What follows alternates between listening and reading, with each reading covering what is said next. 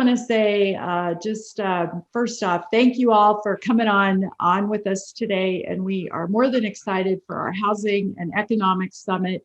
My name is Sarah Middleton. We have a lot of people that are coming from outside as our referral partners. And first off, we're so grateful for everything you do to support Fairway, to support your loan officers, our managers, and just appreciate the continued referring deals, and we are committed always to giving a 10 experience. So I want to introduce really quick, he's going to launch us, our amazing CEO, Steve Jacobson. And I asked Jake if he would just start us out, get us rolling, and then we're going to be rolling throughout the day, and then I'll go through some housekeeping and just how the day is going to go.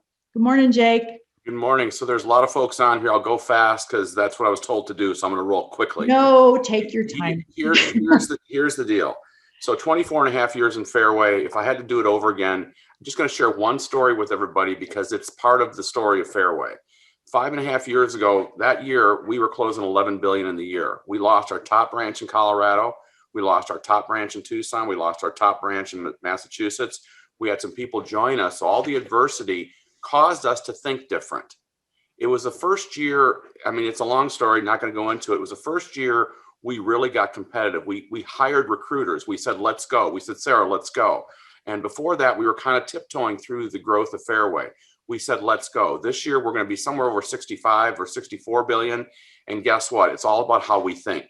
We didn't change until we thought differently. This whole platform here, the next 5 hours, is about your thinking. When you have the talent on you, you have Barry, when you have Ivy, and you have all the people that you're going to hear today, it's for one reason.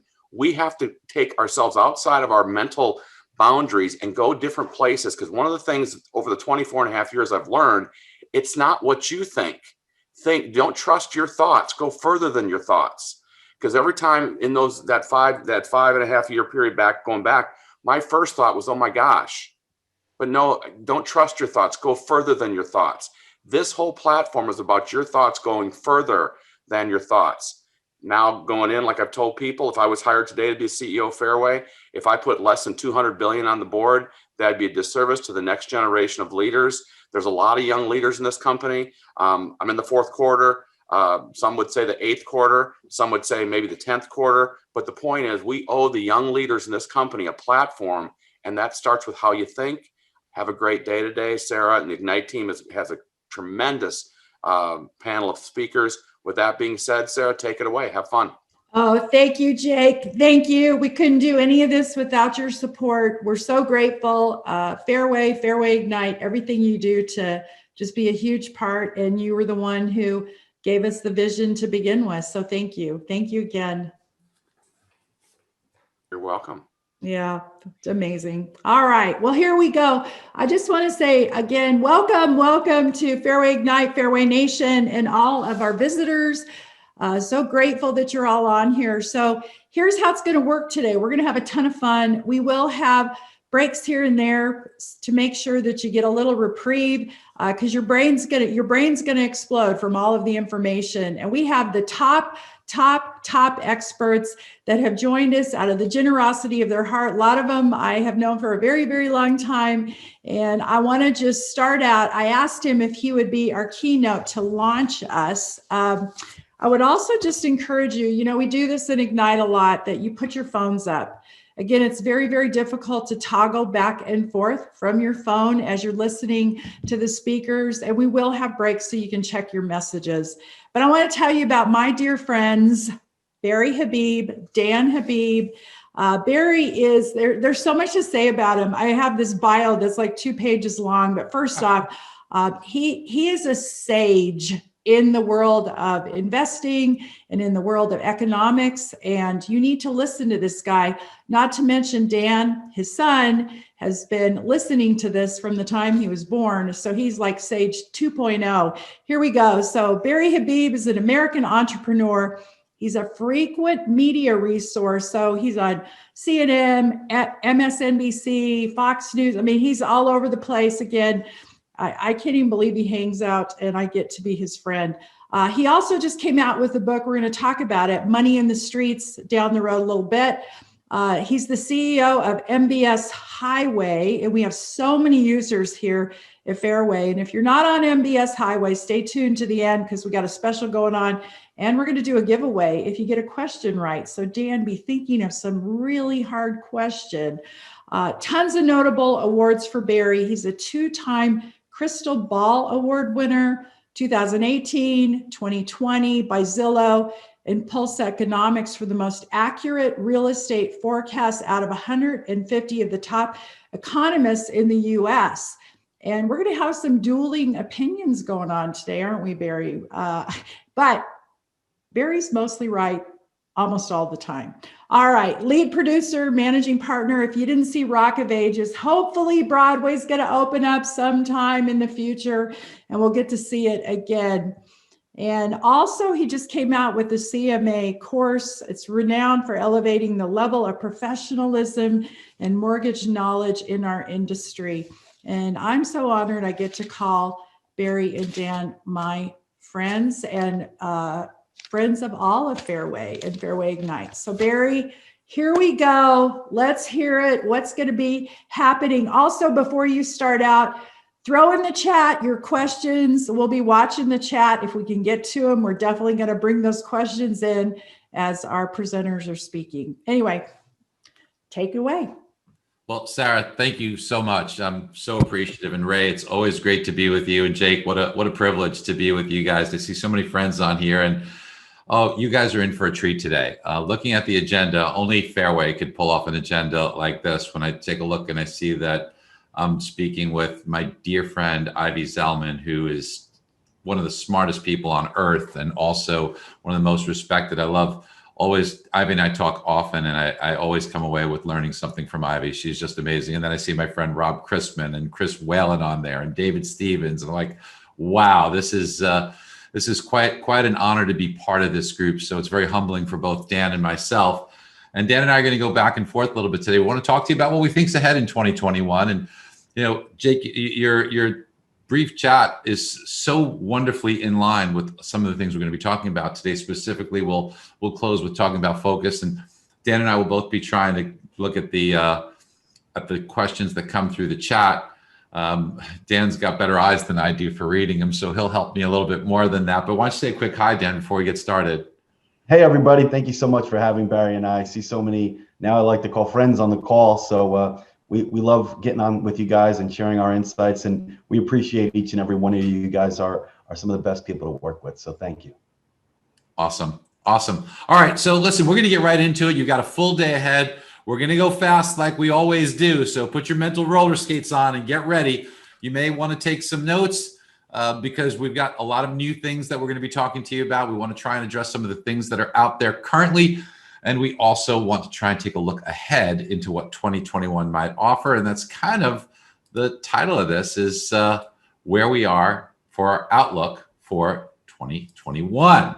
Did I say 2020? I meant to say 2021. You know, 2020 just kind of stuck in my mind. It's been such an amazing, life-changing year. But 2021 promises to bring lots more changes and lots of interesting things. So let's kind of go step by step. Let's talk a little bit about the stock market, because the stock market is something that is gaining a lot more popularity, and they are expensive by pretty much any metric. And when you take a look at, first of all, something called the Panic Euphoria Index. Dan, maybe you could talk to this for a second. This is something that Citibank puts out, and it measures the level of either panic or euphoria in the market. And we are at really historic euphoric levels. A reading of 0.41 is where you begin to be in euphoria. Well, we're at 1.61. So pretty much like a 21-year high. We are 4 times the start of where you get into euphoria. And this is a contrarian indicator that we like to look at. And it's one of those where if you have all these people that are excited about the stock market and in the stock market already, typically it can forecast that you could see a pullback in the stock market, because where's some of that new money going to come from to push stocks higher? And then when we take a look at some of the other metrics, now this, my dear friend, John Malden, who I love and have so much respect for, and another mutual friend, Doug Cass, they put together some different metrics. And when they look at the valuations on the S&P 500, and they take a look at, valuations. They take a look at price to sales. They took a look, price to earnings, pretty much everything, price to book. We are in the 100th percentile almost everywhere, some in the 98th, 97th percentile. This means that if this is in the top 1% or top 2 or 3% that these readings have ever been in, and as Dan mentioned earlier, contrarian indicators are important because if this market is deemed to be very expensive, could it get more expensive? It's quite possible. We'll talk about the Fed and yesterday's talk and what all that means, but we just have to keep our eyes open here because this doesn't continue forever. And one of my mentors, a guy by the name of Jack Grummett, he said to me, I was younger and kind of saw prices going up and maybe felt that these things might continue indefinitely. And he said, Barry, one day somebody's going to pull a plug on this thing and a lot of people are going to get hurt. And there's an old saying about the stock market, it tends to do the most damage to the most people at the worst time. So just please bear that in mind and keep that open because right now everyone's in the stock market. Reminds me of the story. I used to bring this slide up. Dan and I were talking about this yesterday. We used to bring this up in my presentations because a guy by the name of Joe Kennedy, John F. Kennedy's dad, he called the 1929 stock market crash. And the legend is that he was getting a shoe shine and the shoe shine boy started talking to him about the stock market. And he thought to himself, and he said, man, if everybody's in the stock market, including the shoe shine boy, then where is the new money going to come from to push prices higher? And he was right. Now, every time that we've seen a crash, we have seen contrarian indications of people being overly bullish. In 2000, dot-com bubble, that crashed. Everyone was day trading. They used to be cab drivers day trading. It was the talk all over. And a lot of the things that are characteristic of this market do tend to remind me of that 2000 stock market, that March of 2000 stock market peak.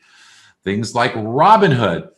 Take a look at this young man here, 20 years old. And this guy has got all kinds of options that he's trading. And these are just things that are reminiscent of everyone being in the stock market. Maybe this is today's version of the shoe shine boy, potentially. And look, the song by the Vapors, I'm turning Japanese. Well, that song is one that it appears that according to what the Fed said yesterday, we are looking to do a lot of the things that they're doing in Japan, which just haven't worked for 20 years. So why we would like to emulate those things. So we think that there's going to be a pullback in the stock market. Problem is we just don't know when. Overbought conditions can remain overbought for a while. There eventually will be a catalyst. But because there's a stimulus deal on the horizon, stocks like that. Because there's euphoria about the vaccines being rolled out, stocks like that.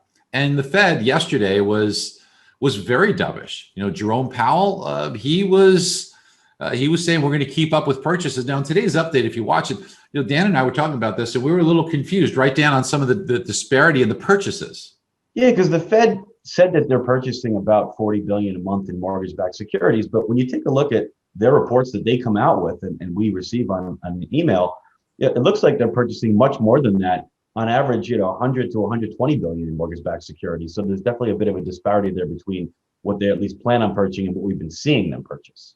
Yeah, what the Fed is saying that they're going to be doing and what they're doing are two different things. So we just have to be careful because if they're buying over $100 billion a month now, and they do go back to their stated amount that they said they're doing of $40 billion, that reduction could cause some turbulence in the mortgage-backed security market that we just want to be on guard for. But it does seem like the Fed wants to try and spur inflation with asset purchases. And, that's what they've been trying to do in Japan. So are we kind of turning Japanese? I don't know why they would want to, because it's proven not to have worked. Maybe they just have run out of ideas or alternatives. And she's back. Janet Yellen is now our Treasury Secretary. You remember her as the Fed chair. Now, listen, candidly, we don't think she was that great of a Fed chair. So let's give her a shot at Treasury Secretary, I guess, if she wasn't that great of a Fed chair, right? So Janet Yellen will now have her autograph on all the money. So soon you will be seeing her autograph here on all of the bills that are out there, $10 bills, $1 bills, $100, 20s, 5s. It will have Janet Yellen's signature on it. Now, we bring up Janet Yellen because she's quite the contrast from Steven Mnuchin. Look, Jerome Powell has been really aggressive in his purchases. He wants to buy everything. Just he's on a shopping spree, and he is now out there, the Fed, purchasing bonds of companies like McDonald's and Apple. I mean, do we really think that Apple needs to have their bonds being purchased? Have you seen the stock price? Have you seen how much it's risen? Do you see how much cash they have? Do they really need their bonds to be monetized by the Fed? Have we gone that far? I don't know why. Now, Stephen Mnuchin butted heads, the current Treasury Secretary, with Jerome Powell on this, but Janet Yellen, she will be the biggest cheerleader of this stuff. She just can't get enough. Insatiable between the two of them will be the term in 2021. What does that mean for interest rates? Well, listen, it probably bodes well because you will have both the Treasury Secretary and the Fed chair wanting to aggressively buy mortgage-backed securities and potentially longer-term dated maturities of treasuries, which will push the entire bond market towards the zero bound. Now, remember, places like Germany, you've got 60 basis points negative in the German Bund. Used to be a very respected marker, but that has been negative for a long time. In fact, do you know right now there's $18 trillion with a T of negative yielding amounts out there? This is beyond what we would have deemed comprehensible. And why would people want to invest when you're getting a negative yield? That means I'm giving you my money and then I'm paying you interest to take my money. Why? Because you can make capital appreciation. It means that there's 18 trillion reasons why yields are anticipated to go lower, because that's the only way you make money in those types of investments, is if yields do indeed go lower, the amount that you invested goes up. It's like price appreciation like you would have on a stock or in real estate. All right. Now, yesterday, the Fed came out and they said, hey, you know what? Guess what we're doing? We're going to keep rates low for the next 3 years through 2023. Now, your customer hears that and they say, oh, mortgage rates will be low. There's a distinction, and we want you to make sure that it is clear for your customers not to be lulled into a false sense of security and not to think mortgage rates are zero. The blue line's mortgage rates. The red line, that's the Fed funds rate. Now, the Fed funds rate can change every day. It's an overnight lending rate. Mortgage rates are very different because that rate's going to be in effect potentially for 30 years or so. Now, it does appear that over this 50-year period, the length of this chart, that you would see mortgage rates and the Fed funds rate trend similarly. But there's plenty of times where the Fed funds rate's going up, mortgage rates going down. The Fed funds rates going down, mortgage rates are going up. We see that over and over. And let's remember, your client doesn't have 50 days to lock in, 50 years to lock in. They've got like 30 days or so to lock in. So we've got a much smaller window. Now, I want to show you some history. Fed at zero here between 2009 and 2016, practically 7 years where they remained at zero. And now times are much worse. So them telling us and promising us 3 years at zero, I think it's going to be longer than that, but it doesn't mean mortgage rates can't go up. Remember that mortgage rates are predominantly going to be driven by inflationary pressures. And when you do get a whiff of inflation, let's see historically what happened while the Fed was at zero. Well, here you might recall this. Mortgage rates went from 4 to 5 1/8. That's a pretty steep rise, all with the Fed at zero. Here they went from 3.5 to 4 3/4. This put a lot of companies under a tremendous amount of stress. And what we need to be able to do is explain to our customers that because the Fed's at zero, doesn't mean mortgage rates are going to remain at zero forever. There are going to be periods that we just have to be on guard. We have to watch the markets. We believe rates will be good, rates will be low, but there can be spikes interim. Now, right now, 52% of mortgages are below 4%. And Dan, why is that so important? Yeah, because it really, if you use a rule of thumb that you have to save, let's say 0.75% to make sense of doing a refi, it really makes 3 1/8 an important trigger, because if rates were to go up to that level, you'd certainly have a lot less refinance candidates out there. Now, if rates were to remain where they kind of currently are around that level, people like Black Knight out there forecast that you still have, even with all the refi business that we've done, 20 million people out there that could benefit from a refinance, and using about an average loan size of 300,000, about 6 trillion of refinance business that could still be done.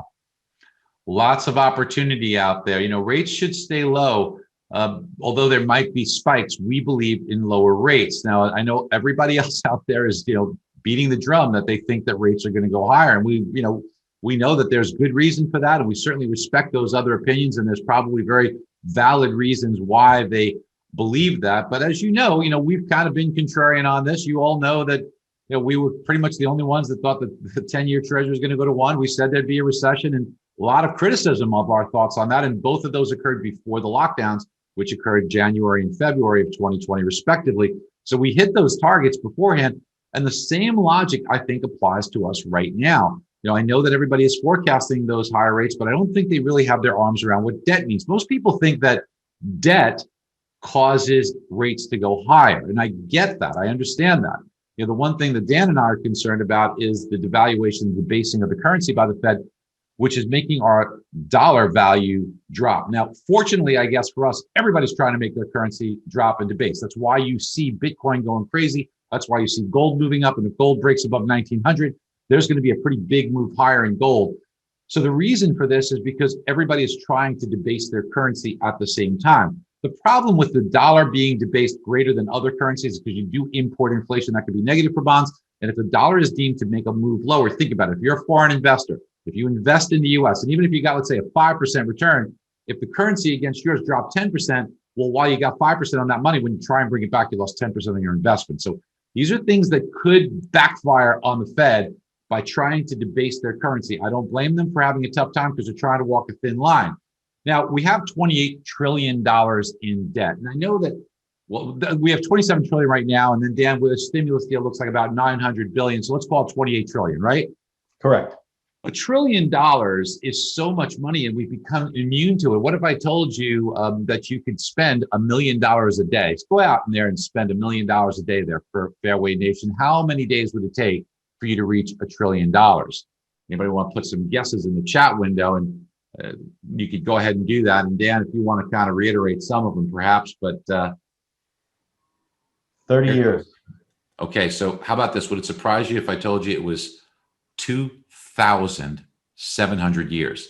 In order to have spent $1 trillion, you would have had to, whoops, my bad team. You would have had to have started 700 BC in order to do that. So think about that, 700 BC to today at spending $1 million a day to reach $1 trillion. So $1 trillion is a lot of money. So 28 trillion, that's an awful lot of debt to carry. We went into 2020 with $22 trillion, and that caused the economy to slow down quite a bit. Why? Imagine a family that's got so much debt that they're burdened with, they don't have a lot of additional dollars to create economic activity. Well, it's the same for governments. As governments get into greater and greater debt, what we see over and over again, every place in the world, is there is slowdown in economic activity because we are, thank goodness, not printing money, we are borrowing it. So the more we borrow, it means that we have that debt to service. The way we borrow money and make up for that deficit is by selling treasuries and borrowing money that way. And as we take that money in, one of the things that the Fed is doing is monetizing that debt in order to keep the payments down. They want to keep rates down. So bear that in mind. As many people say, rates are going to go up. There's a lot of reasons why rates will be down. And one of the biggest ones is the Fed's got the bazooka and they will keep yields low. Otherwise, our deficit goes out of control. Now that keeps inflation down, as does technology. So when we see that, Dan, why don't you just go through this real quick? This is from our friend Lacey Hunt. Yeah, so this just kind of goes to your point of when you look throughout history, throughout other even countries, the higher the debt levels, the more of a drag it has on economic growth and on inflation and interest rates. So you can see as in these other countries here in France and Japan and Italy, the UK, as you see debt go up, you see yields or rates move lower. Every single time throughout history, everywhere in the world, debt goes up, interest rates go down. Now, we think rates are going to remain low. Inflation and the debt are going to be, inflation will be pressured lower by slower economic activity due to higher debt. And listen, technology is exponentially growing. You know, Moore's Law. I think Moore's Law is actually on steroids right now with everything that's going on, especially in biotechnology as well. So we are seeing inflation being pressured lower. Inflation, the main driver of interest rates, is going to be favorable for a low interest rate environment. Now, Dan, let's talk about the labor force. So we've been seeing job gains start to kind of diminish a bit, you know, right as we started recovering a little bit, we saw some pretty sizable gains, but now we're only seeing a couple 100,000 in the latest jobs report. And these are disappointing numbers. And one of the reasons why you could see some temporary spikes in interest rates that will probably be transient are just due to supply and demand. When the masks come off and you have demand coming back much stronger than supply can support because many people aren't working, you're going to have some potential for a little bit of blips of inflation. But we hope that the labor force can kind of come back. Right now, we're still 10 million jobs less than we were prior to the pandemic. So if they do come back, that should alleviate any of those temporary inflation spikes. So let's talk a little bit about real estate. And real estate, we think there's going to be explosive growth over the next few years in real estate. Now, you've seen me talk about this chart many times, but I want to point out something to you that's very important. This tells you how many people were born every year, and here's your different generations. Now, according to Zillow, the median age of a first-time homebuyer is about 33 years old, which means that person was born kind of right here. Now, what I want you to take close notice of is, what did the next 3 years of births do? This is an explosion in the amount of births that occurred 29, 28, 27 years ago. So forgive me, 32, 31, and 30 years ago. So as these people become 33 years of age, they're going to join the ranks. And what we're already seeing, and I know I was going to speak to this, is that it's even happening sooner now. COVID has accelerated this and made that median age of a first-time homebuyer probably become even younger, because a lot of the growth in the housing market is in that lower cohort age of under 35 years old, even under 30. Those are big growth areas for the housing market. So when we take a look at what we see from births that occurred 32, 31, 30 years ago, those people are coming to market. And notice those median aged first-time homebuyers today, the level of births that they had will never be less in the future than that level that they had. So we're in for greater demand. And if you believe that what drives prices is supply and demand, like I do, this is something that we need to be able to understand is going to happen. Now, a lot of people are negative on the housing market still. I mean, we know Diana Olick, she only has one song, and that's the sky is falling. She's been saying housing's bad for 9 years.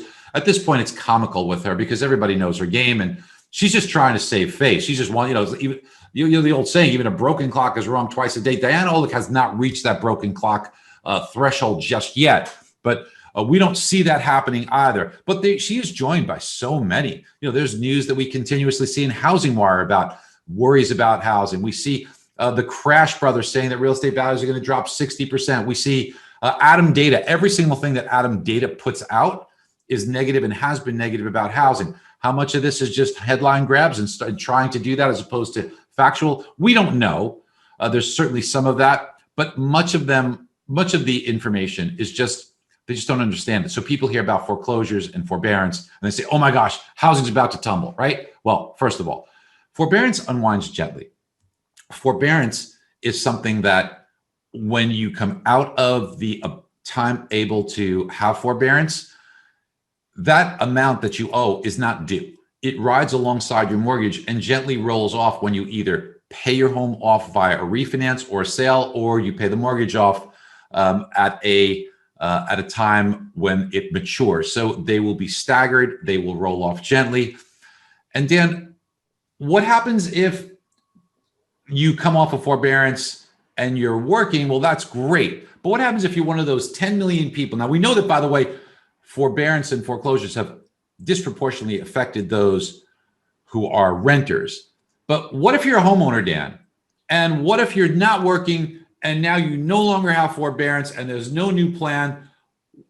Why would that not affect the markets negatively, like so many people are saying, Dan? So obviously that would be a difficult time for those individuals, but most of these people are blessed with a ton of equity in their homes. According to CoreLogic, you have just under like $200,000 of equity on average that homeowners have within their homes. And they're going to want to protect that equity. They're not going to just go into foreclosure. They probably would sell their home to protect that equity. And the good news is we know homes are selling extremely quickly right now, and there's a ton of demand. So that equity, I think, will be protected. And I don't think that will be as big of an issue as people are making it to be. Yeah, we agree. And foreclosures, listen, one foreclosure is too many, but right now at 0.3% and with 34% of homes owned free and clear, the best way to depict this is, imagine you were on an airplane and you looked over a development of homes and you saw 500 homes. Just one of them is in foreclosure. Okay, just think about that. Now, again, one is too many, but we are a far cry from 2009, where 26% of homes had a mortgage amount that was greater than the value of their home and had no incentive to stay there or keep the payments. Team, the media gets it wrong again, because they are beating the drum on affordability. And even, our industry publications that come, I see lots of them. There was just one last week in Housing Wire. And when I see this all over CNBC, when I see this everywhere talking about affordability, let's make this clear for you. And we did a presentation in MBS Highway and Presentation Expressway so that you could teach it to others. You could be the media resource. So it's right in Presentation Expressway on the affordability myth. But let's talk about it together. We have a couple of snippets from it here. So people get it wrong, first of all, because they talk about the median home price going up. And in the last report, it's gone up, according to the National Association of Realtors, to a level of 313,000, which is up 15.5%. So shouldn't that scare us, 15.5%? Well, it should not, because it's the wrong metric to look at if you're thinking appreciation. That simply means half the homes were purchased above 313, half the homes purchased below. And with such a lack of inventory on the lower end of the scale, that means fewer homes being purchased at that level. So the median home price gets skewed and moves up more dramatically. It does not mean that this is the level of inflation. We use the gold standard for that, and that's Case-Shiller. Case-Shiller now, they have the best model. They go through the painstaking process of taking a home through if a home sold in 1970, they follow that home. And if it's sold in 1976 again, they measure that appreciation in that zip code. And then if it's sold again in 1988 and 2001. And so they follow the same home, and they do it with millions of homes. And what happens is they then put themselves in a position of having really good appreciation numbers. And according to them, their latest reading is very robust appreciation of 7%. It's still pretty robust, but it's a far cry from where we're hearing 15.5%, because that's the wrong metric. The right metric is 7. But Dan, people say 7%. They say incomes aren't keeping up. And what do they think about, Dan? What do they say? Well, a lot of times they look again at the wrong metric, and they look at average hourly earnings, which is going up around 4.2% year over year. But while that's important, it doesn't really measure what your take-home pay is. You could be making more per hour, but working less hours and actually taking home less money over the course of the year. So the real metric to look at is weekly earnings, and that's going to really measure how much you're taking home. And that's up a greater amount. It's up almost 6%, 5.9% year over year. But there's still those out there that might say, okay, appreciation is going up 7%, and you have weekly earnings or incomes going up 5.9%. It's not keeping pace, and homes are getting less affordable. But Barry's going to show you right here why that's not true, because they don't understand the relationship. So the relationship is really important, Dan. Let's take a look at how that works. So guys, let's just use for conceptual purposes, just kind of some numbers to give you the concept here. So a year ago, somebody wanted to purchase a home, and the P&I payment would have been $1,000 a month just for P&I. But they listened to Diana Olick or so many others, and they got scared and they didn't do it. Now, in order to qualify for $1,000 a month P&I payment, their income, and I know that it could be less or more, whatever, but it'd be in a neighborhood of $5,000 a month. So let's just put a stake in the ground there and say, okay, they had an ability to purchase a home, $1,000 a month payment. They passed on it because they were too scared. They continued to rent. But now, because they talked to a Fairway representative, they finally now have the correct education and the knowledge, and they know that there's an opportunity going forward in housing, and they want to make that purchase today. Well, to purchase a similarly priced home a year ago, or that same home from a year ago if it became available now this year, if it went up 5%, then if interest rates stayed the same, their P&I payment would go up 5%. It would go from $1,000 a month to $1,050.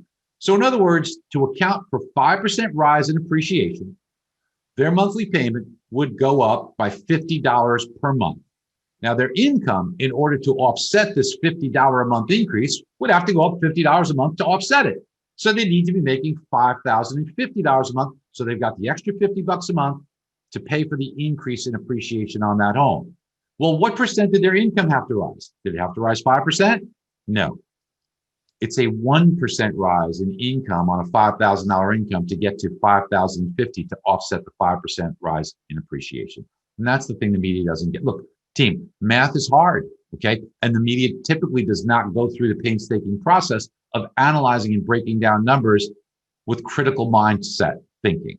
So what I want you to make sure that we understand is that, get this, believe it or not, if interest rates stayed the same, if incomes continue to go up at what they're going up, Dan told us 5.9%, you could see home prices appreciate 10, 15, 20%. and homes would actually become more affordable, not less affordable. Now, remember, they're currently going up 7 and incomes are going up 5.9, but that is more than the recipe needed to make homes more affordable, so long as rates stay the same. Now, let's take a look and really let's kill this affordability myth, because it's awful what is being said in the media today and they just don't understand it. So you be that beacon of light, that source of knowledge. And here's a great way to do it. And remember, this is at your disposal within MBSI. We will always do this stuff.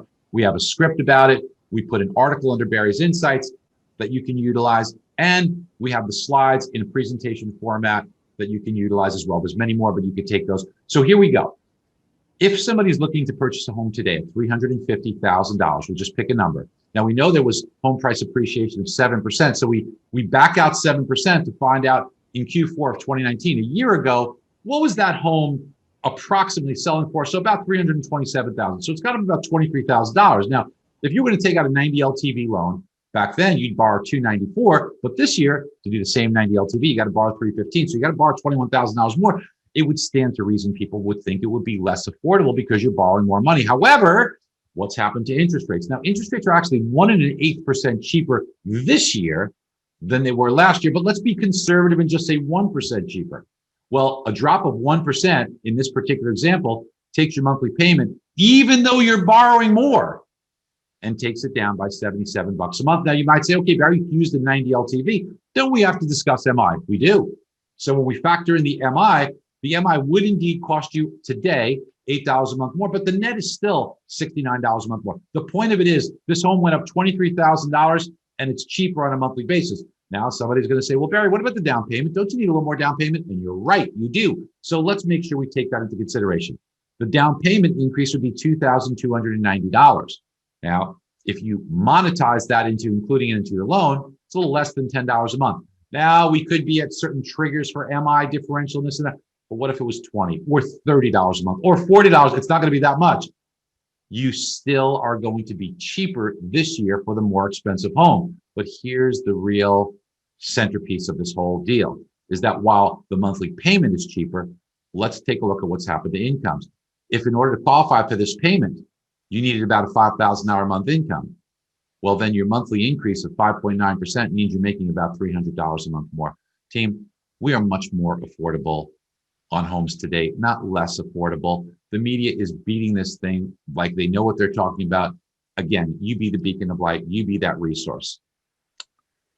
Dan, anything to add there? I think you really covered it. Make sure that you explain to your customers out there that homes are getting more affordable.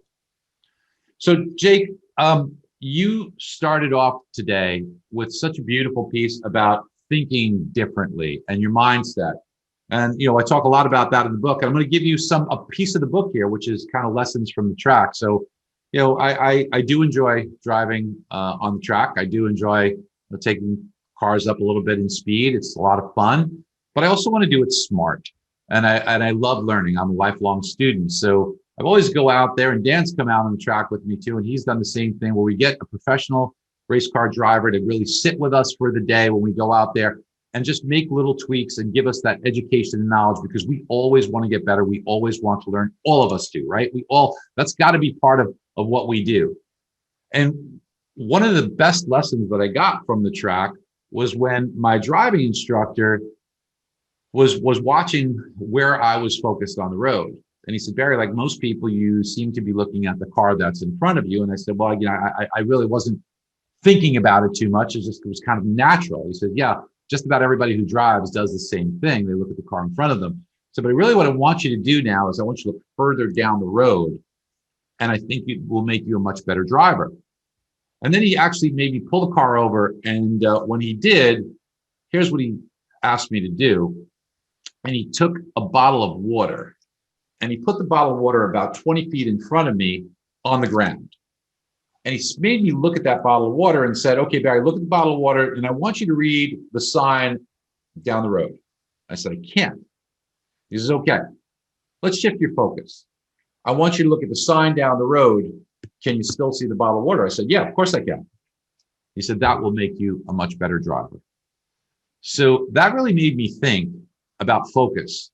Now, you do that on the track, you do that on the road, you do that in everyday driving, you will see a lot more and you will be a better driver. But boy, if you do that in life, if you do what Jake said and change your focus, if you look at the bigger picture, if you believe in your dreams, if you believe in your goals, if you don't talk yourself out of this stuff, you can't help but be much more successful, folks. I want to kind of come back to this because there are a few other things that I really wanted to talk to you about because I hear this often. I hear people in our industry say, man, I'm so busy. I don't have time for this. I don't have time for that. Really? Is that the right mindset? You know, how many companies would have been drooling to do $11 billion a year right now? How many companies today in this environment could only dream to do $11 billion? But you want to set your sights bigger, don't you? I know you're busy, but man, if you're busy, that means you're making money, right? And if you're making money, this is the time to invest in yourself. What are you doing to invest in two things? It's two things, aren't it? It's invest time and it's money. Now I bring up this picture of McDonald's. Why? Because in 1955 in San Bernardino, California, there was this really terrific burger shop that was booming. And the owners were really busy. Now they could have said, hey, we're too busy working in our business to take a step back and work on our business. But you know what they did instead? They took some of the money that they were making because they were busy and times were good, just like you should, and invested in themselves on their business. Ways to get time by hiring more people, which is what you should be doing, whether it's a junior loan officer, an assistant, or systems that are in place, or education, so that you can see the future before it becomes obvious. Do you have all the tools that are helping you? Are you doing the things to establish yourself today as the resource? Because things are going to turn. They are. You guys have been around long enough to know this. I certainly have. Every refinance boom and great market I've had was great while it lasted, but it doesn't last forever. And you have to plan for that right now. If McDonald's didn't do that in 1955, they'd still be a great busy burger shop in San Bernardino, California. What they decided to do was take that busy time and make the investment in themselves, put themselves in a position to be an empire in the future, to change generational wealth for their families.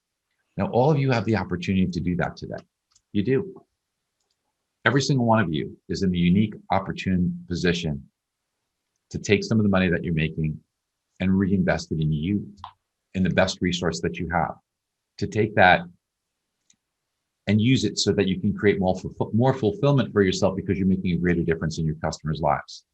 To build that business today so that your significant other, your kids, the things that you want to do in life are set. You do not want to have this happen to you. You don't want things to turn. You don't want to have that tailwind that you have right now and say, man, I wish I would have done this or shoulda, woulda, coulda, or you want to be saying, man, I'm glad that I used everything that I could to maximize that opportunity. And you couldn't be with a better group of people or a better company. So on behalf of Dan and I, we wish you nothing but success and love and just a wonderful year for you and your family. And I know Dan's got some things that you could take advantage of today that he's just going to just briefly for 2 seconds mention for you here, just so you know. Oh, Barry, that's amazing. So do we jump into Bitcoin with it going up 244%? I'm kidding. We don't have to answer. So I'm going to pat myself on the back a little bit here. Many of you know we mentioned it. When it was at 6,000, I thought it was a screaming buy. And I said that to many people, but people were saying, well, you want it. So I kind of backed off of trying to push it too hard. Yeah.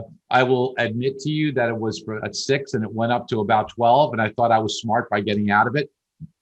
So it just goes to tell you that you don't want me as your investment advisor. But I will tell you that as the currency debases, things like, now I am heavily invested in gold and silver. We talked about this before, Sarah, on previous calls, and gold and silver have done very well since then. I think that the debasing of the currency relative to other currencies, right? We can debase all we want, but if others debase further, our currency goes up in price. So we just got to think about that. But Janet Yellen was a big trigger for Bitcoin for all the reasons that we mentioned before. She was. As soon as Janet Yellen was named. Yeah, that's awesome. That's awesome. Hey, Barry, you're amazing. Where can they find your book? Oh, you know what, team? I think you're going to love this book for you guys. I mean, it's stories for me, but if you read the reviews are through the roof. And thanks to all of you that went out of your way to purchase it. I actually was in tears when I saw that it hit #1 on Amazon's bestseller list, because I never in my wildest dreams imagined that happening. Did not do this for the money at all. Did this because I felt that there was a message in there that could help people and inspire people and help you, whether you're going through a tough time and suffering like we all are, or if you have a tailwind, how to maximize it. But mostly about finding opportunities that everybody's missing, because that's a real secret to being both successful and happy. And you can find that on Amazon, Barnes and Noble. It's a really good read. Many of you have already picked it up and read it and sent so many comments. I know Ivy was one of the first people who read it, and when she comes on, maybe she'll mention her experience with it too. But I know Ivy said right away, Barry, I got to give this book to somebody else because they need to read this book. So it was really awesome. Thank you, Barry. Thank you, Dan. Amazing as always. So much great information, and we got a lot of refis ahead of us, so that's wonderful. All right, we're gonna keep rolling along. I want to introduce you quickly. Jake, any comments before I roll to Nicole? No, you just keep rolling. You guys got it. I did 3 minutes. That's enough. You guys got it. Roll. You jump in anytime. We love having you on.